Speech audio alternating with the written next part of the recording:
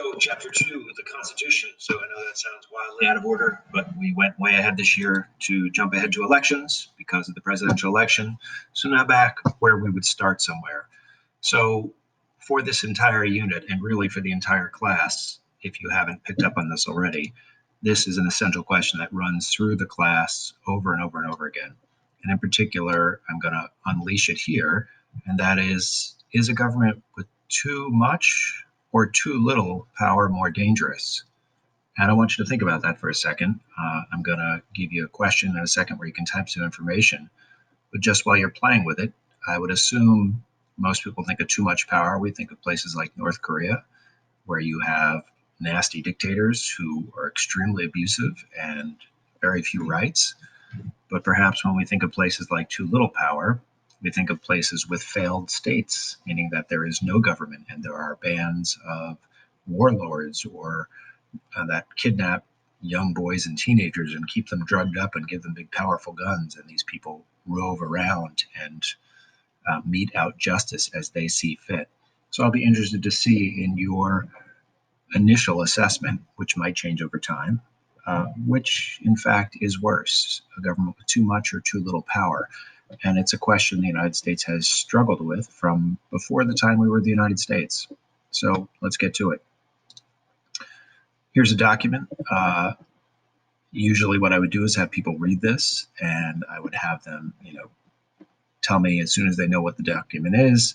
You can take a minute, pause the video if you want to read it yourself, see if you can figure out what it is. As it turns out, it's the Declaration of Independence. And again, I usually tease people and say, why was that written again? And to declare independence. But anyway, I also say I had an old textbook where it just had to read the section and answer the questions at the end. But actually, they were good questions, most of the sections. I love that textbook. It was ages ago before everything went crazy in the textbook world. And it had a question that said, when people were congratulating Jefferson on writing the Declaration of Independence, he was polite, but said, the wording, I had a lot of help from other people, but, I really can't take credit for the ideas in there. And then I read it, and all of you should right away, although it's something we did a long time ago, recognize why he could not take credit for these particular ideas in there, especially from the first few lines. We hold these truths to be self-evident, that all men are created equal, that they are endowed by their Creator with certain unalienable rights, that among these are life, liberty, and the pursuit of happiness, that to secure these rights, governments are instituted among men, deriving their just powers from the consent of the governed. Whenever any form of government becomes destructive of these ends, it is the right of the people to alter or abolish it and to institute new government, laying its foundation on such principles and organizing its powers in such form as to them, such form as to them shall seem most likely to affect their safety and happiness. So I am also going to throw a question in here now, and you're not going to be graded on this, but I do want you to be thinking as you're doing it. Why would Jefferson say I can't take credit for those ideas? So I'm assuming that you're back now. I guess that's the only way to be hearing this. And the answer is those are John Locke's ideas. I mean, it is flat out. You could not have a more concise statement of exactly what Locke said. The only difference is he substitutes that idea of property for pursuit of happiness, which you can imagine people have spent pages of text trying to figure out why he would do one or the other, and that's not something we're going to cover here. But the point is, I did that thing with John Locke, and I did it because I said that's what our government was founded on, was these very Lockean ideas. So I don't know if any of you have read the whole Declaration of Independence before. I certainly encourage you to read it if you have not. This is the introduction to it, and it's known as the theory of government. The meat of the Constitution is actually made up of this section right here, which it's not numbered in the actual text. I've numbered it for the ease of use.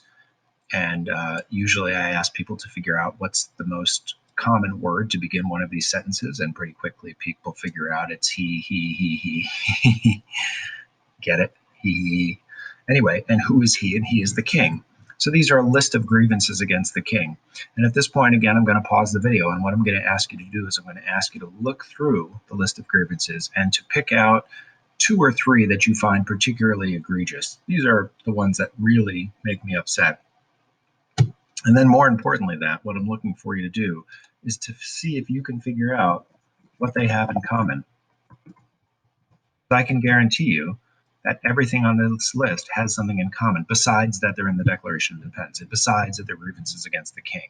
They have some interesting thing. So go ahead, read through the list, look at it, see if you can figure out what the commonality is. All right. So hopefully you gave that a shot.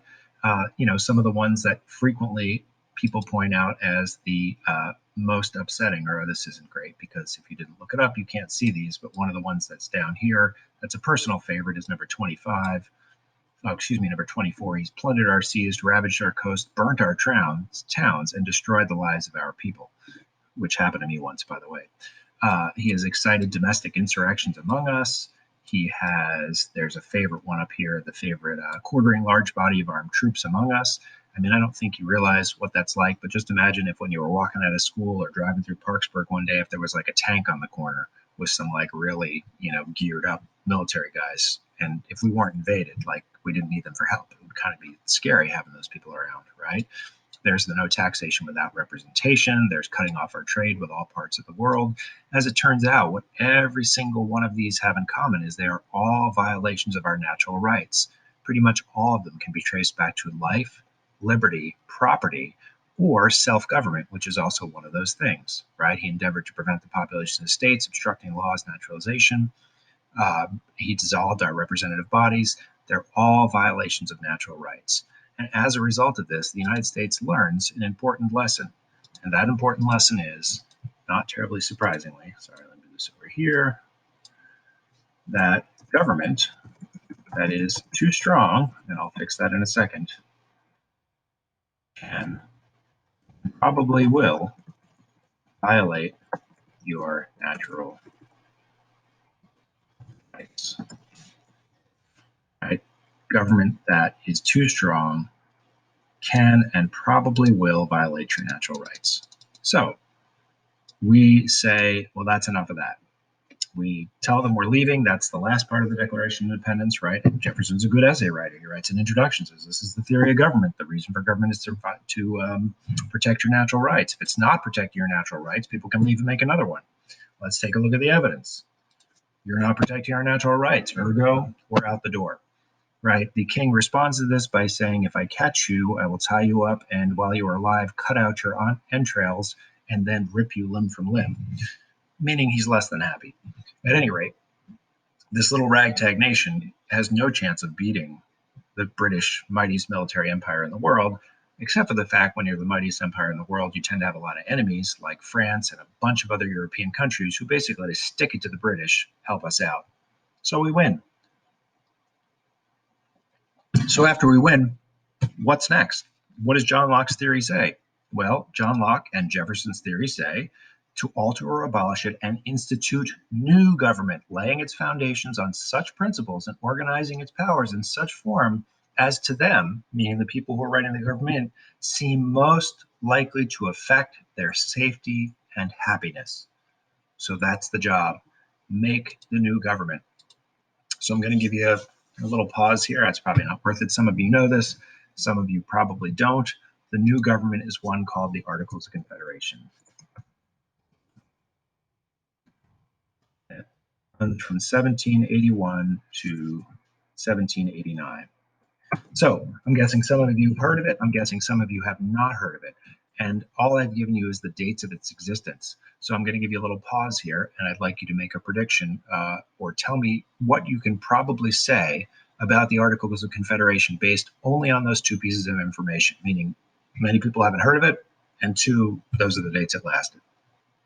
All right, now that you're back, when a government lasts for 8 years, it's like a car that lasts for 8 months, brand new. It probably was a lemon. It didn't work real well. So why didn't it work so well? What happened with the Articles of Confederation? Well, this is a well-worn list. Those of you who took AP last year have probably heard this. But nonetheless, you need to be basically familiar with what happened here. So what are some of its weaknesses? Probably its biggest weakness was this government lacked the ability to tax.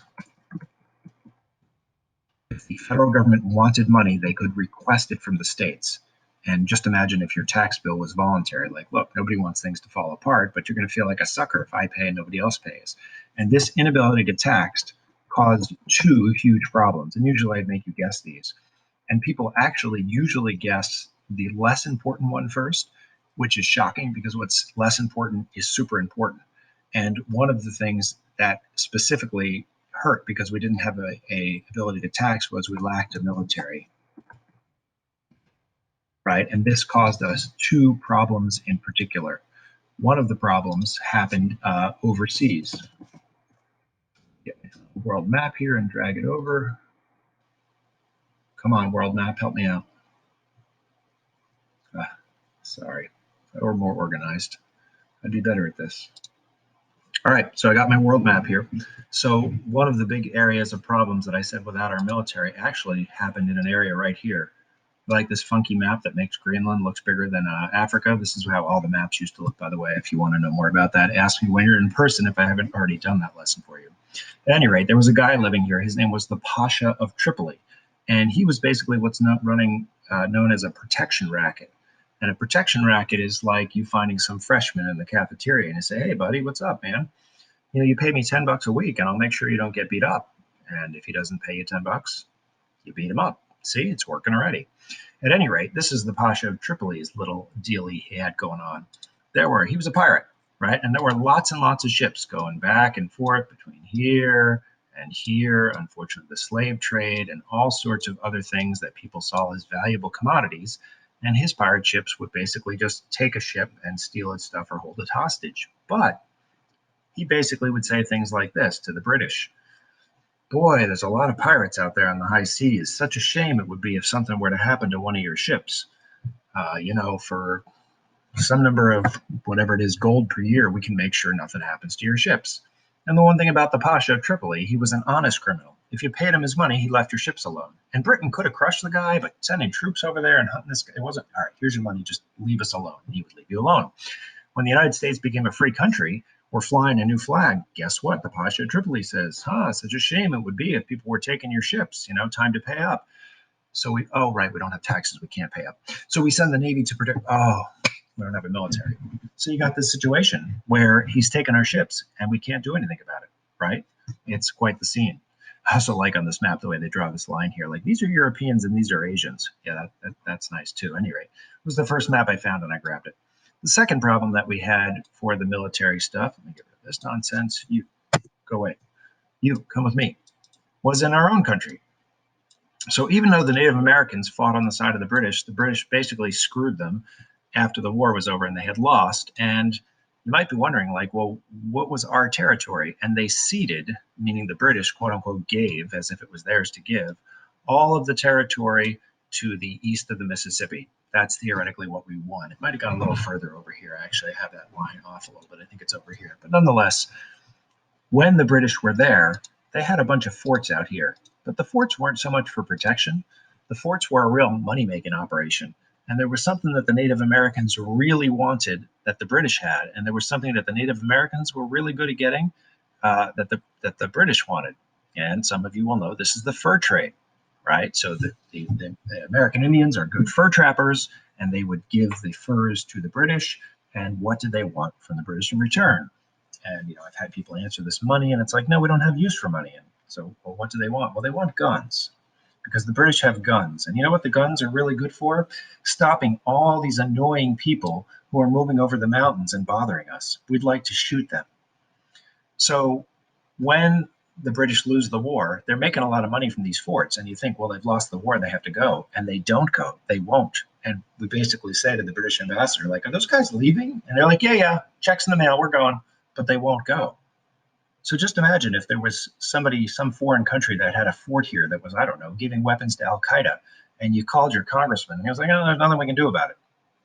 That's not much of a government, right? It's not working real well.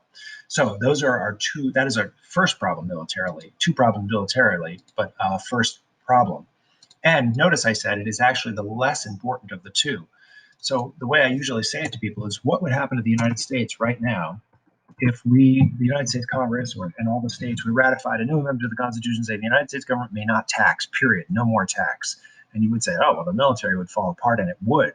but there would be a much bigger problem that would happen much faster. And that was that you cannot pay your debts.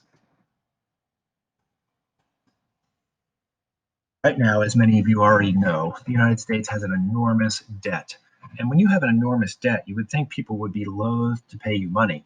But the really funny thing is, the United States has a debt, and the riskier it is to lend you money, the more a lender will charge you an interest, right? So if my son, who's 17, goes to get a loan, they're not going to give him a loan. And if they do, they're going to charge him a ton of money in interest because how is he ever going to pay it back? If I go to get the same loan, I'll probably pay a low interest rate, assuming it's a normal loan, because I have income and they could take my house away and my car. They're going to get their money back one way or another. So my question I usually ask students, which I'm asking you, is right now when the United States goes to borrow money, do we have to pay a lot of interest or a little interest? And almost everybody always says, oh my God, it must be a ton of interest. We have so much debt. The answer is we pay the lowest interest rate in the world of any country anywhere. And you're like, well, how can that be? People have been screaming the deficit, the debt, the deficit, the debt. Now, the deficit and the debt are concerning. But here's the thing. If I tell you somebody I know has a $40 million loan, you'd be like, oh my God, that's terrible. I'm like, oh, it's Bill Gates. Well, then who cares? Right? So when people throw these numbers around about how big the debt is, sometimes they are legitimate concerns, but sometimes they are just playing politics and trying to scare you with big numbers, just like the $40 million is nothing to Bill Gates. So I'm not saying that the United States should be carrying more or less debt. I'm just saying that when people are attempting to scare you with those numbers, don't fall for that. At any rate, it also matters what you go into debt for, right? If I told you that my kids had $20,000 in debt from, I don't know, spending a month at the beach, then you'd be like, God, they're so wasteful. But if I told you they had 4-year degrees from Penn State, you'd say, well, it's a reasonable investment, right? So it depends what your debt is for. At any rate, moving on. The United States, at the time it was founded, had a debt proportionally very similar to today. And they just passed a new constitution that said we can't tax anybody. How are they going to pay those debts off? And who's going to lend them more money? A new country that can barely stay afloat, can't even protect itself militarily, has all this debt and can't raise any money. We had a currency at the time. It was called the Continental. And there was a joke that if you had a worthless piece of crap in your backyard, you'd say, that thing's not even worth a Continental, like the lowest thing possible. So we're off to a heck of a start here. Speaking of currency, our second biggest problem was that the states would not cooperate.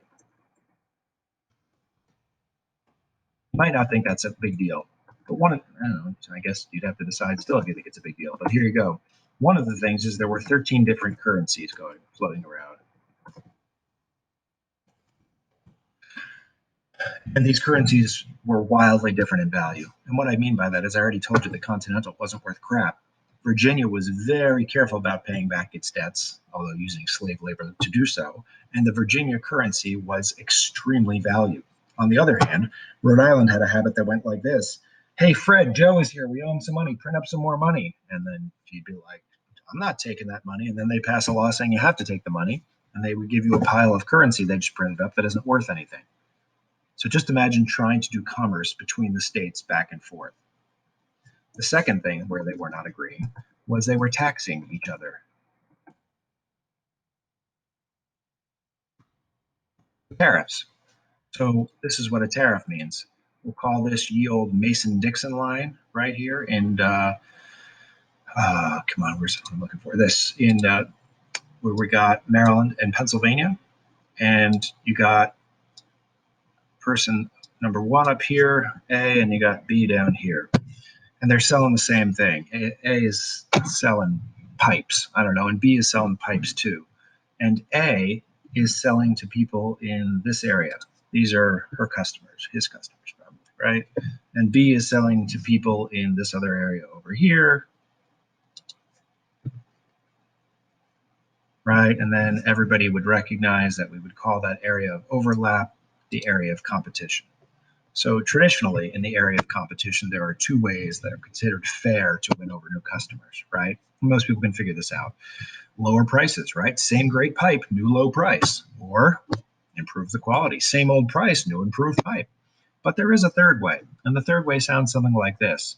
Pipe maker A makes his way over to a city here in this part of Pennsylvania, Harrisburg, and he says to the representatives in Harrisburg, this is not right. It's wrong.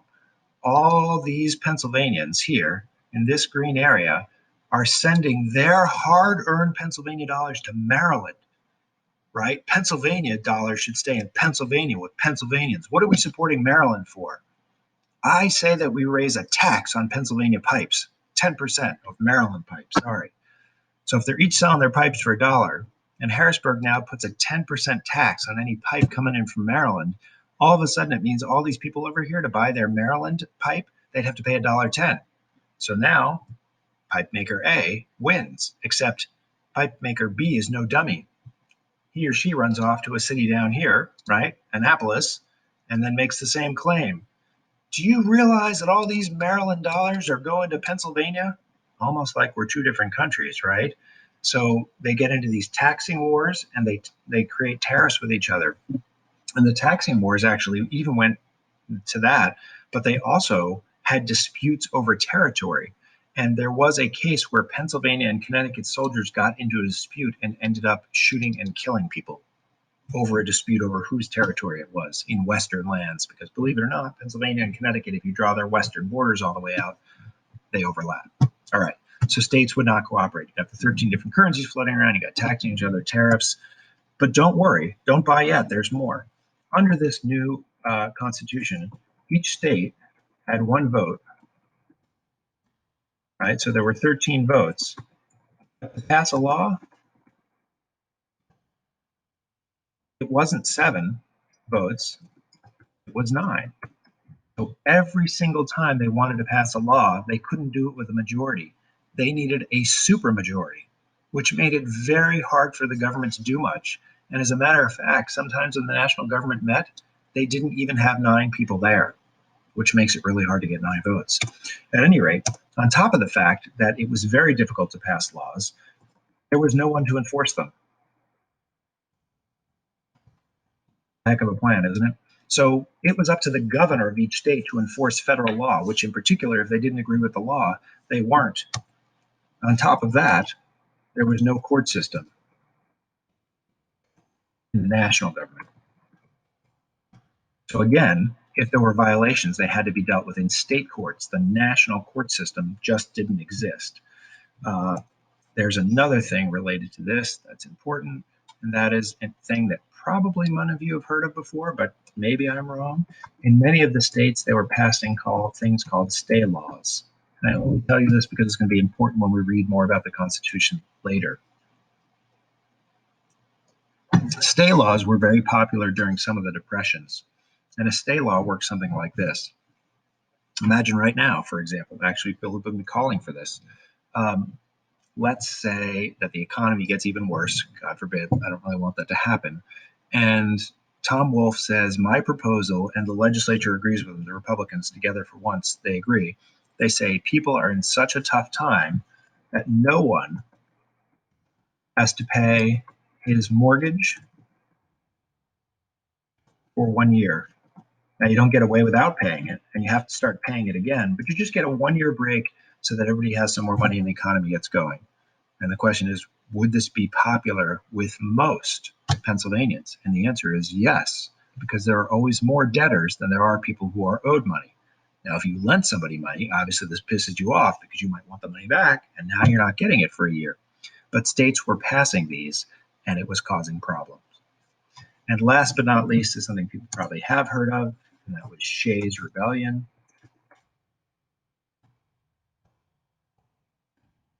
Which is this guy, Daniel Shay. Whoops, Shays was his name, Daniel Shays. Shays' Rebellion. And it's actually easy to feel bad for Daniel Shays. And that is because he was a Revolutionary War fighter. He had fought in the war. He's one of these guys. He's got a farm. He falls on hard times. He doesn't pay his taxes for a couple of years. And what happens if you don't pay your taxes for a couple of years? Well, the sheriff comes and they go to court and they prove you haven't paid your taxes, and then they put your farm up for sale. And when they sell it, they take the money for the taxes and they give you the rest of the money, but you lose your farm because somebody else bought it. So Shays says, there's no way I fought for this country to have these people take my farm away, and it isn't going to happen. And he gets some of his buddies, and they get their guns, and they ride into town, and they find the judge, and they put a gun to his head, and they tell him, court's closed today. Because if the court's not open, you can't take my farm. Now, as I said, it's easy to some degree to feel some sympathy for Daniel Shays, but what happens if Udell murders somebody and then him and his thugs are able to march into town, put a gun to the judge's head and say, no, if any person with a gun can do anything he wants, you're in chaos. So at this point, I'm going to stop and I'm going to ask you a question, which is this. I'm sure you've heard of the Founding Fathers, and usually when people talk about the Founding Fathers, it's something like this. Oh, perfect people who never make any mistakes, right? Something along those lines. Who's the rocket scientist who came up with this plan? Oh, I have an idea for government. Oh, really? What is it? We'll make sure there's no military, that it's impossible to pay your debts so that our economy completely collapses. We'll have a bunch of different currencies floating around. We'll have the states fighting with each other and even killing each other. We'll make it almost impossible to pass a law. We'll have no one to enforce it, no courts to adjudicate it. We'll bet people just go off and not pay their debts, and we'll be unable to pay down armed rebellion. Oh, good. Where do I sign up? All right, so here's what I'm going to ask you. I'm going to pause for a minute and I want you to make a prediction or try and figure out why would they do this? And, sometimes people say, oh, well, sometimes you have to get it right on the first try. That's true. But is this just more than a tweak off? It's like they forgot one thing. Like you really thought this was going to work? Okay, I'm guessing you're back. So I don't know if you predicted this or not. But the reason for this, that they did this, that most historians think, is it was like a rebound relationship. Right? So if you're dating someone that's really strict, the next person you go with is loosey-goosey.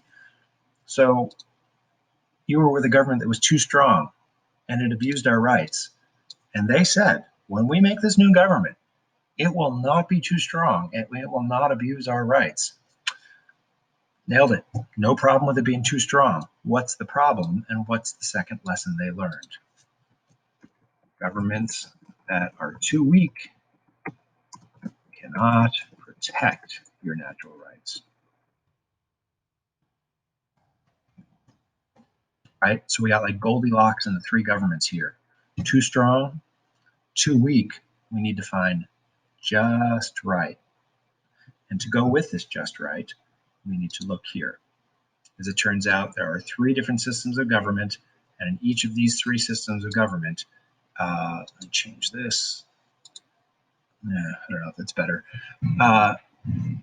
Or have been historically used in the United States. So the first form of government is called a unitary government. And you should not confuse this with a monarchy. Even though it was our experience with England, it's not a single person in charge, it's one government in charge. And this is one of those things that you might not even recognize as odd about our system, but people who come from other countries do. So if we have an exchange student here and she's going to stay over the summer and says, look, I want to drive to California when I'm done with classes, where do I get a United States driver's license? And you say, well, you go to the DMV. And she's like, yeah, not Pennsylvania. I want to drive across the whole country. Well, the license is good in the whole country. Then why do you call it a Pennsylvania license if I can drive everywhere with it? Well, because that's where you got it. Well, when I go somewhere else, do I follow their rules or our rules? Like the license that I was tested on? Or so even if you recognize this is something you do seamlessly, this is unusual for other people. Most places, like in England, everybody gets a license to drive. You know who you get it from? You get it from the government because there's only one of them. All right. Now, there might be a local branch of it. In England, this is the one down here. It says these are counties. So there's a local branch of the government in London that will help you with your license. It's not like you have to go to London to do it, but these are where the rules are made. And in this form of government, we, the people, right, because it's lock-in, give our power to the government in London. And then London has local offices where they share some of this power. Whereas in our experience with this was England, and these were the colonies. But what we decided was, with all that power centralized here, we thought this government was too strong. So we tried something else. We tried a confederal form of government, or a confederation. And you'll notice the difference here in the top diagram is that the arrows run the other way, that all the power is with the state governments, right? So who makes the money? Pennsylvania does, New York does, Virginia does. And if we need anything from the federal government, we'll send you some taxes if we think you need to do something. Now notice in the diagram down here, it's, I think, a little more accurate. And the reason the power starts with the state is that the people give their power to the In this case, it's the European Union. And then those elected officials empower the central government. So we would have voted for our governor of Pennsylvania and our representatives. And that's why we thought of ourselves more as Pennsylvanians than as Americans. And we give it up here. And our problem with this government is it caused a lot of chaos, right? Too weak. So we need something that's just right. So what's it going to look like, right? Well, as it turns out, the just right was a completely Madisonian and new invention, and it was called a federal system of government. Federalism, which is going to be the next unit we're going to cover. And a federal system of government is one that has divided power between central and regional governments. So in the United States, we in essence have two social contracts, meaning that you and I and everybody else, we have a Pennsylvania Constitution, which grants it some power, and we have a United States Constitution, which grants it some power. So the last question I'm going to ask you here is, we said, what's worse at the beginning, government that's too strong or too weak? In the United States, we've been through this, and what we're trying to do now is trying to balance that by being in the middle. So here is the last question I'm going to ask you to write a little bit on. If you had to, in our system, would you rather there be a little more government here because it's less weak and chaotic and it can protect you, or a little more government power here because it's less likely to be oppressive? So that's the last thing, and that's it for this lesson.